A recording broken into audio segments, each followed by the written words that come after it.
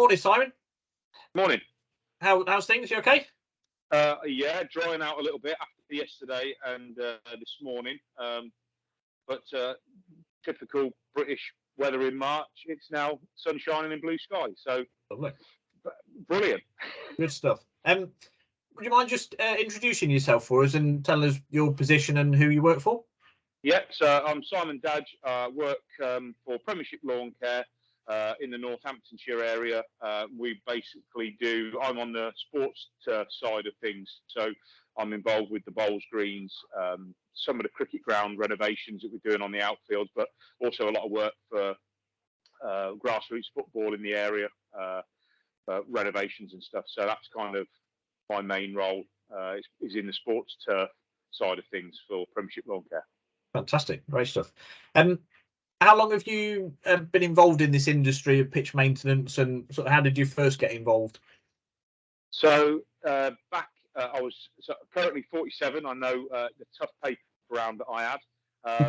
Started off, my uncle's a course manager down in Cirencester.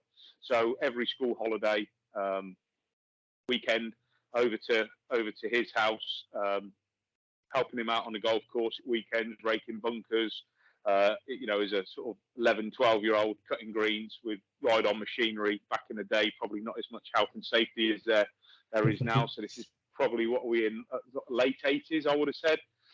So that kind of got me into turf, shall we say. Got to 16 and then took up a YTS program at Whittlebury Park Golf Club. So I did a 2-year YTS scheme there. Did 3 years and then moved on to Coventry Park Golf Club. So that was from 95 to 2004. So I was there for some of the PGA European Tour events. And then in the background of that, I've always been a keen interest in football and cricket. So played cricket at Horton House Cricket Club in Northampton. So did the ground there for a couple of years, probably. I think it was about 2001 to 2004. I think it was my first kind of stint. So that kind of got me into cricket and the more wider sports turf. We then had a football club come in at the cricket ground. So then that got me involved a lot more with the football side of things. And then 2004, I left the industry, as in hands-on, and joined Myerscough College. So I was at Myerscough College from 2004 until 2021. So 17 years, effectively. Teaching level 2s and level 3, as it was NVQ when it first started. And then we moved into what we now have, which is the sports turf operative and the greenkeeping qualification. And sort of, I kind of fondly look back and see all the sort of level 2 and level 3 greenkeepers and sports turf operatives now that have kind of moved on. And I was seeing a progression route of they were level 2, level 3, then they were becoming course managers and then getting me back in to train their apprentices. So in that 17 years, I saw that quite a progression, really. And obviously some grounds person now move on to be head grounds persons at Stadia, move on. So that's really, really nice. And then 2021, Mark and Joseph, both, Mark was an ex-student of mine, and Joseph I knew because of Oakham through Mark. They obviously set up Premiership Lawn Care back in, I think it's about 2015, I think it was around that time. And they asked me to join them. They did ask me in 2020, and I decided not to. Carried on with the college, and then I think that they just kept pursuing me and effectively ground me down, as they will quite happily say as well. So I joined them in June the 1st, 2021. So I'm just coming up to nearly 2 years working with Premiership Lawn Care now. So it's been really good seeing it from the other side now of being hands-on with grassroots football. And like I say, I was supposed to be verti draining a grassroots facility today that have been using funding through the NFA as well. So but obviously with the weather, we've postponed it for 24 hours and see what tomorrow brings. But yeah, that's basically, I've been pretty much involved in sports turf, I would say, probably for 5 years. I know I don't look it. It's hard, isn't it, to understand? Looking a bit weathered from all the rain. It's. I'll tell you what, it's horrific. The weather's horrific. It does age you by at least 15 years. Good stuff. Would you say you've noticed a bit of a change around grassroots football, or certainly in the last few years? Has it changed for you from what it used to be like to what it's like now? Yeah, I think what we see, obviously, I know from being involved with Premiership Lawn Care, there's that funding stream which I didn't know much about before I joined Premiership Lawn Care, and then obviously got involved with the NFA and yourselves. That actually there is this funding stream behind it that can improve it. You know, with my local cricket club, we're involved with our second ground where it's basically a big site for junior football, and I know they just approached to improve not only the facilities for the children in playing football, but also probably for the cricket in the outfield in the summer as well. So yeah, the definite changes. You know, the funding that becomes available, how that gets drip fed down, I suppose ultimately it comes from the FA, but also I'm assuming Premier League as well. But it's just trying to create better environments for the children to play football on, and it's improving. But obviously, still going back to education from my point of view, I still think there's education points of view within the funding that we can perhaps try and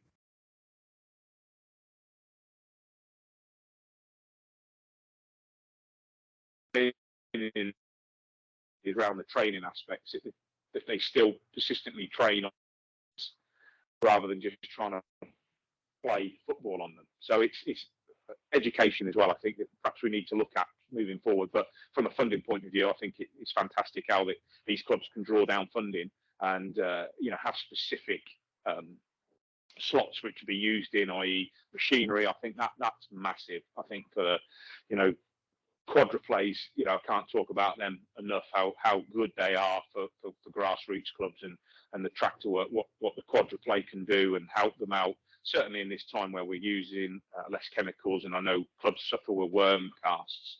The quadruplay I find it invaluable. At one of the sites I work at Old Grammarians, we're out with that most every week, just trying to, and with the roller and the brush on, it puts a nice presentation on this time of year without necessarily being able to cut the grass. So that might lead into another part about machinery. I love the quadruplay. I think it's a fantastic bit of kit. The 4 bits, the spike, the slitters, the spring tines, the brush and the roller. It's just fantastic from that point of view.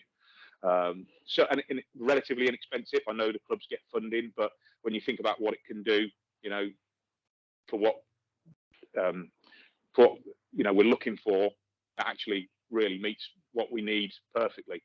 Yeah, great stuff. So just a bit more of a light-hearted question. What would you say is probably the best pitch you've come across on your travels in Northants?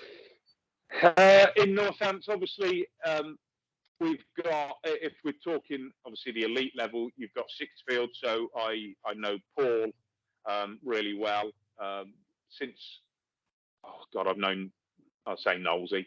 I've known Knowlesy since 1995, I think it was, when he was actually at County Cricket Ground is where I got to meet him.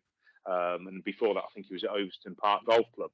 So I've known Knowlesy since like mid-90s. I'm pleased to say he's actually older than me, which is good, only by a few months, but some would think a few years. So Sixfields obviously is the highest level pitch that we have in the county, obviously League 2. I know they've won Ground of the Year. I think it was back in 15-16, I think it was. And it's, the resources aspect, from what they do. And this is why I never like to say, what's the best pitch, because you don't know the background.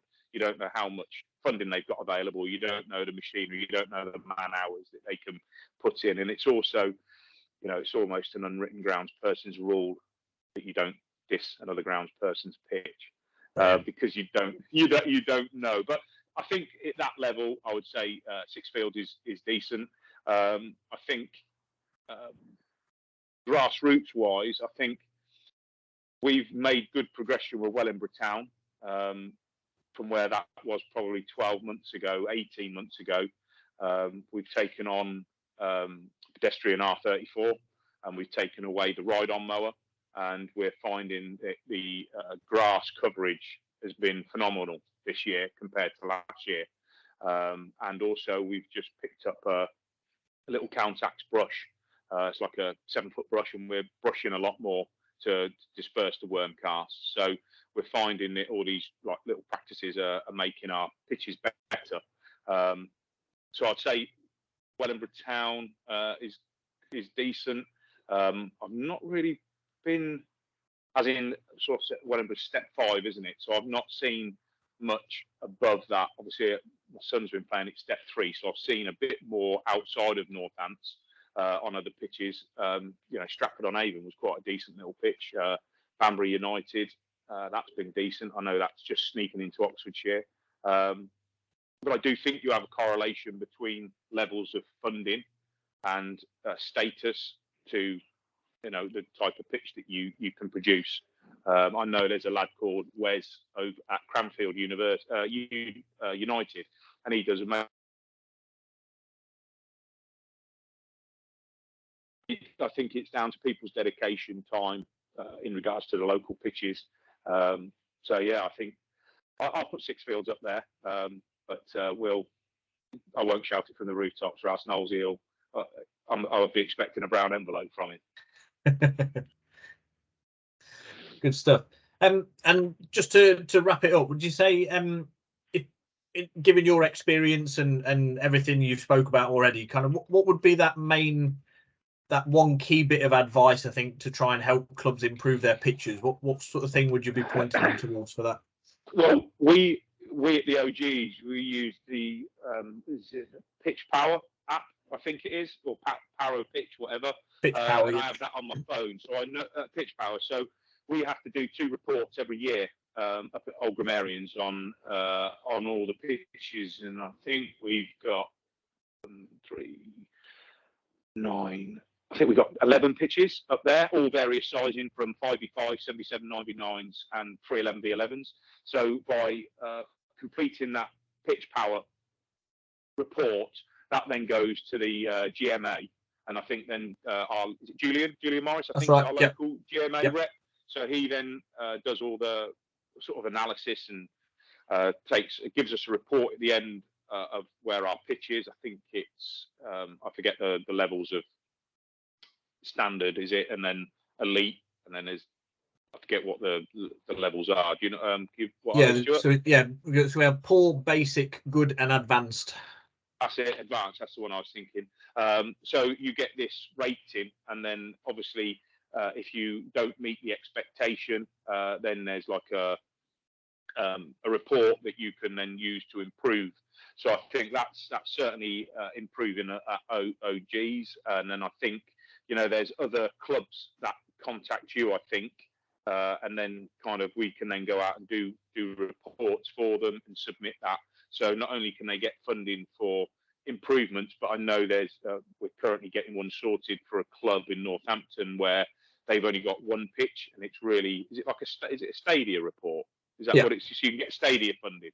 So I think that it's really, anything moving forward, these clubs, if they're struggling with their pitches, they've really got to get in contact